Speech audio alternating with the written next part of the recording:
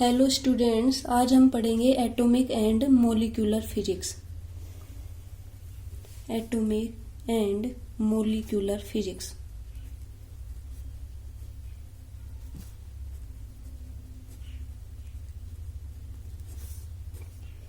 इसके अंदर, इस बुक के अंदर हम क्या पढ़ेंगे?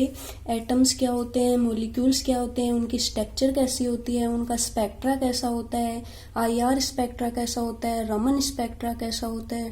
ठीक है, इन सब के बारे में पढ़ेंगे इसके अंदर।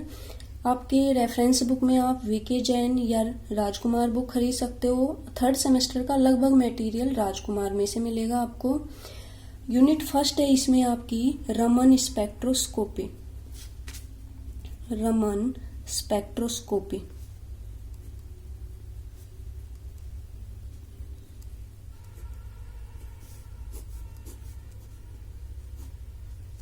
ठीक है भाई।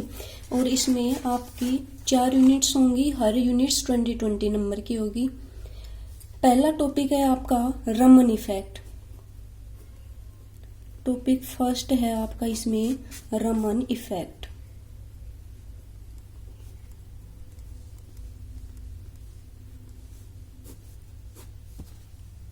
देखो, रमन इफेक्ट होता क्या है? When A monochromatic light is incident on A system और आ मैटर। ठीक है, हमने क्या किया, एक मोनोक्रोमेटिक लाइट वेव कहाँ पे डाली?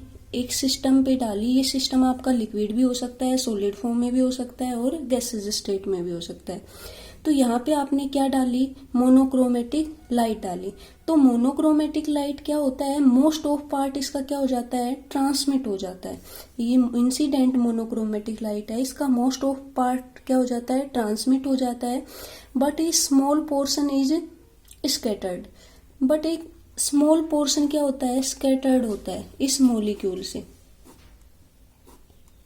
ठीक है, अब जो स्मॉल पोर्शन स्कैटर्ड हुआ है उसमें से कुछ पोर्शन, स्मॉल पोर्शन क्या रखेगा? सेम फ्रिक्वेंसी रखेगा एज ए मोनोक्रोमेटिक लाइट।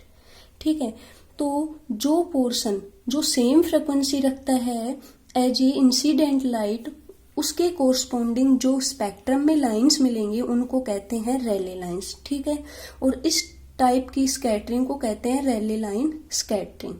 ठीक है, तो यहाँ पे रैले लाइन स्कैटरिंग क्या होगी? रैले लाइन कौन सी कब मिलेगी भी? रैले लाइन कब मिलेगी? जब स्कैटरिंग लाइट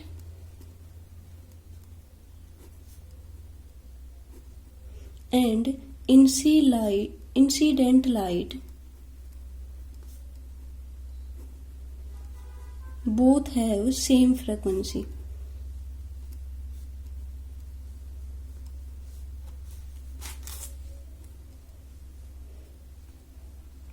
ठीक है, यानी स्कैटरिंग के बाद जो पोर्शन स्कैटर्ड हुआ है उसकी फ्रिक्वेंसी सेम है एज इंसिडेंट लाइट।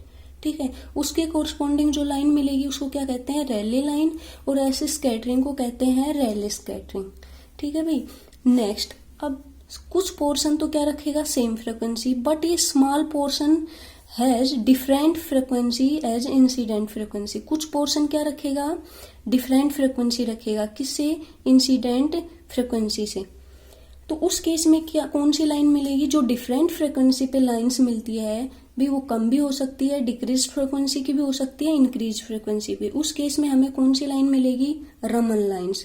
तो रमन लाइंस कब मिलेंगी? जो आपका स्मॉल पोर्शन स्कैटर्ड हुआ है और वो पोर्शन डिफरेंट फ्रिक्वेंसी रखता है किसके कंपैरिजन में? इंसिडेंट फ्रिक्वेंसी के कंपैरिजन में। यानी इन दोनों की फ्रिक्वेंसी डिफरेंट हो जाए, स्कैटरिंग लाइट की और इंसिडेंट लाइट की।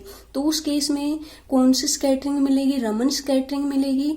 और उन लाइंस को बोलेंगे रमन लाइंस। ठीक है, तो रमन लाइंस कौन से केस में मिलेंगी? जब दोनों की स्कैटरिंग लाइट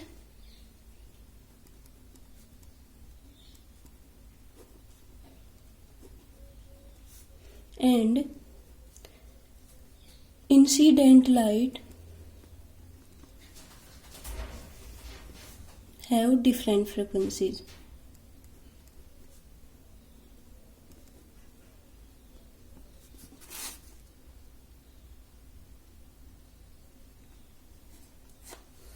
ठीक है भाई। इस केस में हमें मिलेगी रमन लाइंस। तो रमन लाइंस कब मिलेंगी? जब स्कैटरिंग के बाद जो लाइट गई है उसकी फ्रिक्वेंसी डिफरेंट हो जाए किसी इंसिडेंट लाइट से, उस केस में हमें कौन सी लाइंस मिलती है? रमन लाइंस। देखो एक बार ध्यान से, रैले लाइन का कंसेप्ट कब होगा भाई? सेम फ्रिक्वेंसी कौन सी सिचुएशन में मिल सकती है? जब कैसी स्कैटरिंग हो? इलास्टिक स्कैटरिंग हो। ये हम आगे पढ़ेंगे एक्चुअल में कि रैले लाइन इलास्टिक स्कैटरिंग के ड्यूरिंग होती है, ठीक है। वैसे हम समझ भी सकते हैं, देखो दोनों की फ्रिक्वेंसी सेम हो, स्कैटरिंग लाइट की और इंसिडेंट लाइट की, तो उस केस में क्या होगा? फ्रिक्वेंसी सेम, इलास्टिक स्कैटरिंग होगी। बट अगर इनकी स्कैटरिंग हो रही है और फ्रिक्वेंसी चेंज हो रही है तो उसमें इन इलास्टिक स्कैटरिंग होती है, ठीक है। इन इलास्टिक कोलिजन्स होते हैं। तो रैले लाइन, रमन लाइन समझ में आ गई होंगी, ठीक है भाई। अब पढ़ते हैं हम इसका स्पेक्ट्रम। ये रमन इफेक्ट की सिर्फ डेफिनेशन है आपकी। अब स्पेक्ट्रम कैसा होगा?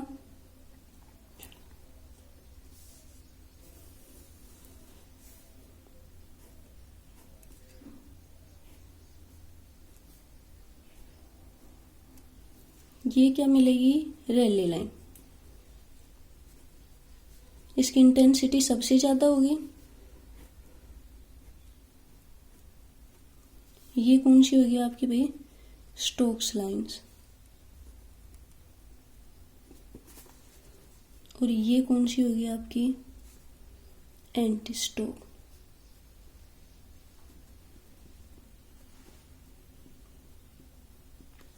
अब देखो ये क्या है? ये है रमन लाइंस। कौन सी? स्टोक्स लाइंस और एंटी स्टोक्स लाइन। तो हम क्या कहेंगे भाई, कैसे देंगे इसकी डेफिनेशन? अब ये कौन सी साइड है? डिक्रीज्ड फ्रीक्वेंसी साइड, और ये है इंक्रीज फ्रीक्वेंसी साइड। ये इससे डेल्टा म्यू डिस्टेंस पे होगी। ये आगे पढ़ते हैं ये कंसेप्ट, हम सिर्फ यहाँ स्पेक्ट्रम बनाना है। ये भी इससे कितनी दूर होगी? डेल्टा म्यू, ठीक है। तो इसमें क्या होता है? इन इलास्टिक कोलिजन्स होता है, ठीक है। तो ये कब मिलती है आपकी भाई? जब scattering radiation with decrease frequency is called Raman Stokes lines and increase frequency anti Stokes Raman scattering, ठीक है भाई। समझ में आ रहा होगा। इस केस में क्या हो रहा है? डिक्रीज फ्रीक्वेंसी साइड है, ये इंक्रीज्ड। अब ये मत कहना, देखो इसमें तो मैंने क्या बनाई, ये तो इसकी तो इंटेंसिटी है, होती ज्यादा है, बहुत सारी लाइंस बनाई है। इसमें क्या है, मैंने ये सेम डिस्टेंस पे होगा आपका, इसमें मैंने ज्यादा लाइन बनाई है। इसका रीजन ये होता है स्टोक्स लाइन की इंटेंसिटी ज्यादा होती है और एंटी स्टोक्स लाइन की इंटेंसिटी कम होती है। ये हम इसकी क्वांटम थ्योरी में पढ़ेंगे कि ऐसा क्यों होता है, ठीक है। समझ में आ गया रमन इफेक्ट क्या होता है? रमन लाइंस कब मिलती है? रमन इफेक्ट कब होता है? जब आपकी डिफरेंट फ्रिक्वेंसीज हो, ठीक है। उसके कोरस्पॉन्डिंग स्पेक्ट्रम में जो लाइन मिलेगी उनको रमन लाइंस कहते हैं और उस फिनोमिना को क्या कहते हैं? रमन इफेक्ट, ठीक है। नेक्स्ट पढ़ेंगे हम इसकी क्लासिकल थ्योरी।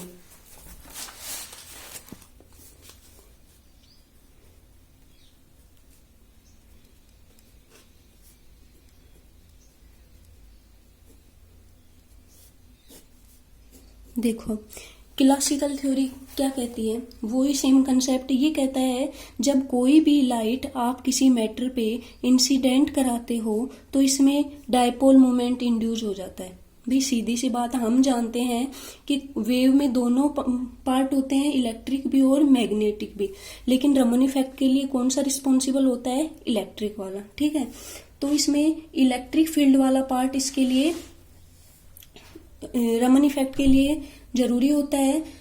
और इस इलेक्ट्रिक फील्ड का क्या काम करती है? ये मॉलिक्यूल पे फोर्स डालती है। फोर्स डालती है तो क्या होते हैं? इलेक्ट्रॉन एक तरफ शिफ्ट हो जाते हैं और आपका न्यूक्लियस एक तरफ, ठीक है। और इस वजह से यहाँ पे क्या राइज हो जाता है? Dipole moment. तो क्लासिकल थ्योरी क्या कहती है? जब आप लाइट डालोगे तो यहाँ पे किसी भी मॉलिक्यूल में क्या राइज हो गया? Dipole moment. सपोज करो हम इलेक्ट्रिक फील्ड ही कंसीडर कर रहे हैं। ये इक्वेशन आपने पढ़ रखी है इलेक्ट्रॉनिक्स में। इसकी इक्वेशन दी जाती है E naught sine 2 pi mu dash T से, ठीक है भाई। ये क्या है? इलेक्ट्रिक फील्ड है। अब क्या हो गया भाई? डायपोल मोमेंट इंड्यूस हो गया। उसको सपोज करो हमने डिनोट किया है पी से, और पी इक्वल टू होता है अल्फा ई। वेयर अल्फा क्या होता है? वेयर अल्फा होता है पोलराइजेबिलिटी।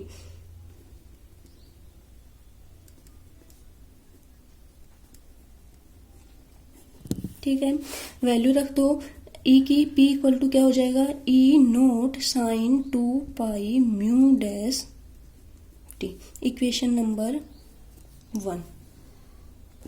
अब देखो ये कौन सा केस है, या ये कौन सा केस बनेगा, ओनली जब आपका डाइपोल मोमेंट इंड्यूस हुआ है, ठीक है। और इस केस में आपका मॉलिक्यूल बिहेव करता है एज ए हर्टिजियन ऑसिलेटर। हर्टिजियन ऑसिलेटर की क्या प्रॉपर्टी होती है, इसमें जो रेडियस एनर्जी होती है, जो ईएम फॉर्म में होती है आपकी, वो सेम फ्रीक्वेंसी होती है एज द इंसिडेंट फ्रीक्वेंसी। भाई सेम फ्रीक्वेंसी हो गई तो ये कौन सा कंसेप्ट हो गया, ये डाइपोल मोमेंट कौन सी सिचुएशन में इंड्यूस हुआ, रेले लाइन, ठीक है। या आप ये कह सकते हो ये इक्वेशन सेम है एज हर्टिजियन ऑसिलेटर, इसलिए उसमें उसकी ये प्रॉपर्टी होती है कि जो आपकी आउटपुट की फ्रीक्वेंसी और इनपुट की फ्रीक्वेंसी सेम होती है। ऐसा कौन सा केस होता है, जब फ्रीक्वेंसी सेम हो जाए तो रेले लाइन स्कैटरिंग होती है, तो इस केस में क्या होता है आपका रेले लाइन, ठीक है भाई। ये तो हो गई इक्वेशन नंबर 1। अब मॉलिक्यूल है, मॉलिक्यूल के अंदर क्या होंगी, मोशंस होंगी। मोशंस दो तरह से होंगी आपकी, क्या भाई, हो सकता है उसके अंदर कैसी मोशन हो, वाइब्रेशन मोशन हो, या आपकी कैसी हो, रोटेशनल मोशन हो,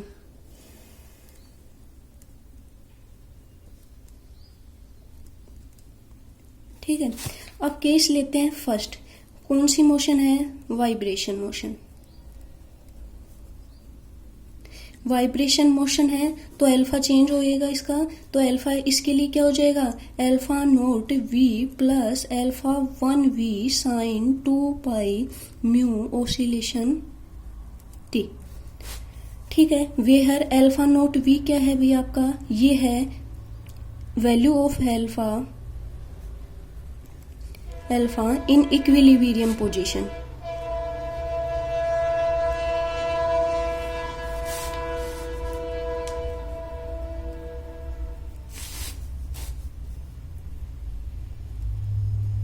ठीक है। और यहाँ पे अल्फा 1 भी क्या है, maximum change in alpha during vibration,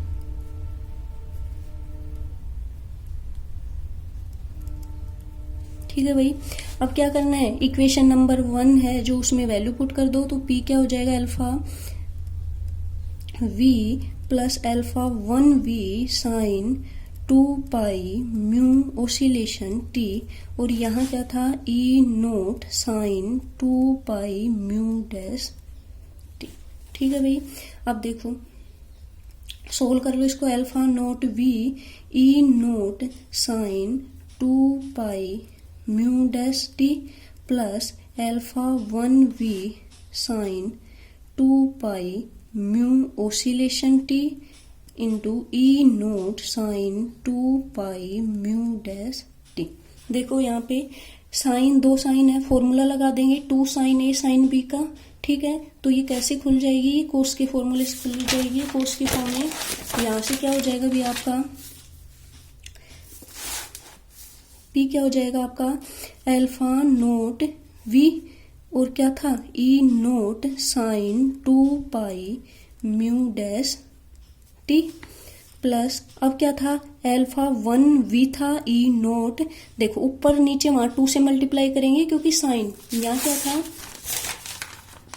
sign है, ये 2 साइन ए साइन बी बनाएंगे तो ऊपर नीचे 2 से मल्टीप्लाई करेंगे, तो ऊपर वाला तो फॉर्मूले में आ जाएगा, नीचे वाला 2, ठीक है। 2 साइन ए साइन बी, उसका फॉर्मूला क्या हो जाएगा कोस, अब देखो mu dash minus mu oscillation T negative cos mu dash plus mu oscillation,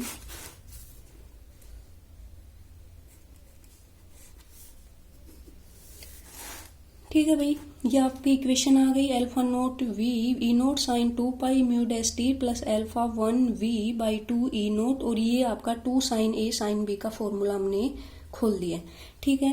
अब देखो ये क्या कंक्लूजन निकाल रहा है, जो डाइपोल मोमेंट है ये क्या इंड्यूस्ड डाइपोल मोमेंट, वो किस पे, ओनली म्यू डैश पे डिपेंड नहीं करता है, बल्कि mu dash minus mu oscillation, mu dash plus mu oscillation पे भी डिपेंड करता है। ठीक है, सिमिलर अब देखो हम किसके लिए निकाल लेंगे, सिमिलरली फॉर रोटेशन मोशन,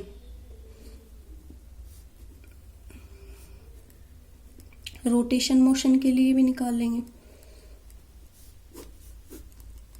इसमें क्या होगा, पी वही सेम एल्फा क्या हो जाएगा, देखो इसमें थोड़ा सा चेंज आता है, alpha naught R plus alpha 1r sine 2 pi, यहाँ देखो 2 म्यू रोटेशन टी। अब देखो ये 2 म्यू रोटेशन क्यों आया है, ये किसकी वजह से आया है, रोटेशन मोशन की वजह से। हम जानते हैं भी दोनों क्लॉकवाइज एंटी क्लॉकवाइज हम कंसीडर करते हैं ना रोटेशन मोशन को, इसलिए यहाँ पे क्या आ जाता है, 2 आ जाता है। तो इस केस में अल्फा आपका ये हो जाएगा, where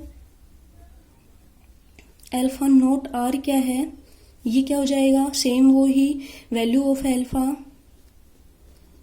in equilibrium position.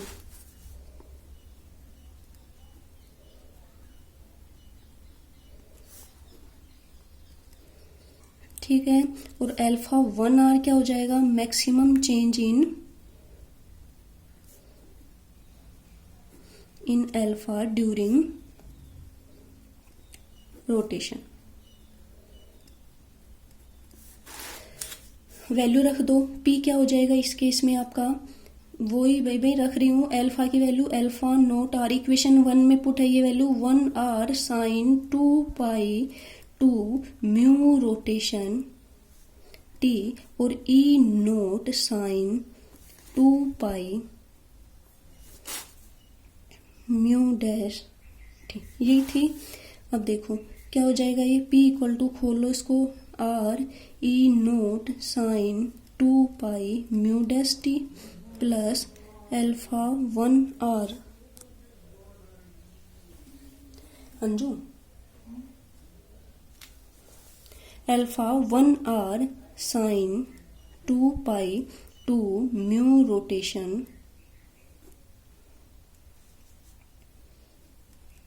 Sign 2 pi mu dash T E naught. ठीक है भाई, अब इसको भी सेम उसी फॉर्मूले से खोल देंगे, साइन ए साइन बी वाला, तो यहाँ से p क्या हो जाएगा, alpha naught r e naught sine 2 pi mu dash T plus alpha 1r e naught by 2। ठीक है, और यहाँ क्या आ जाएगा, cos mu dash minus 2 mu rotation t negative cos 2 mu dash plus 2 mu rotation.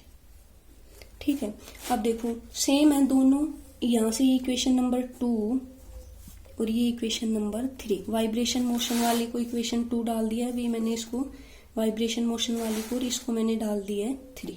ठीक है, अब यहाँ भी क्या कंक्लूजन निकल रहा है कि जो इंड्यूस्ड डाइपोल मोमेंट है वो ओनली म्यू डैश पे डिपेंड नहीं करता है, बल्कि mu dash minus 2 mu rotation पे and mu dash plus 2 mu rotation पे भी डिपेंड करता है। यहाँ से हमने क्या कंक्लूजन निकाला कि induced dipole moment not only depend mu dash but depend on mu dash minus 2 mu rotation and mu dash plus 2 mu rotation. ठीक है, इन फ्रीक्वेंसी पे भी डिपेंड करता है, यानी कह सकते हैं कि मॉलिक्यूल में मोशंस हो रही है तो रमन इफेक्ट में क्या है भाई, म्यू डैश पे नहीं, इन पे भी डिपेंड कर रहा है। तो सीधी सी है कि रमन इफेक्ट में ये जरूरी नहीं है कि मॉलिक्यूल के पास परमानेंट डाइपोल मूवमेंट हो या नहीं हो, तो यानी रमन इफेक्ट बोथ टाइप्स के मॉलिक्यूल, चाहे होमोन्यूक्लियर हो और चाहे हेट्रोन्यूक्लियर मॉलिक्यूल हो,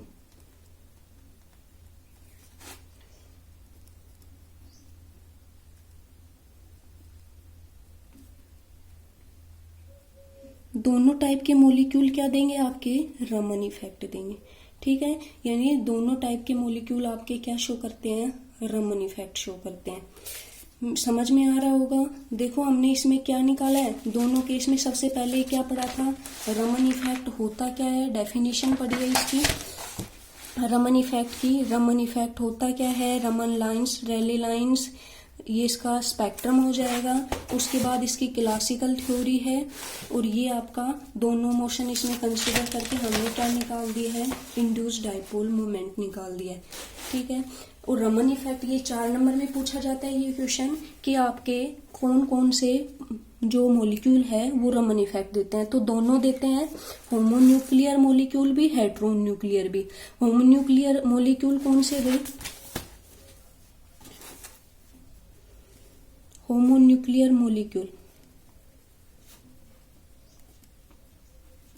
जैसे H2N2O2, ठीक है। और हेट्रोन्यूक्लियर मॉलिक्यूल कौन से हैं, जैसे HCl, ठीक है भाई। ऐसे ये क्या है आपके, हेट्रो है, तो ये आपके क्या देते हैं, दोनों टाइप्स के मॉलिक्यूल रमन देते हैं। लेकिन ये बात ध्यान रखना कि जो होमोन्यूक्लियर मॉलिक्यूल्स है वो IR स्पेक्ट्रा नहीं देते, ठीक है। उसकी सिचुएशन आती है, ये आगे पढ़ेंगे हम क्यों नहीं देते हैं, उसमें भी डाइपोल मोमेंट का कंसेप्ट आता है आपका। तो होमोन्यूक्लियर मॉलिक्यूल और HCl बोथ क्या देते हैं, आपके रमन स्पेक्ट्रा देते हैं।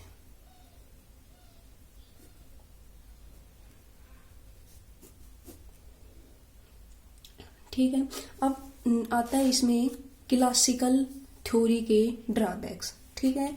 वो हम नेक्स्ट वीडियो में इसके डिस्कस करेंगे इसके बारे में। इसके ड्रॉबैक्स रह गए, उसको फिर क्वांटम थ्योरी ने दूर किया।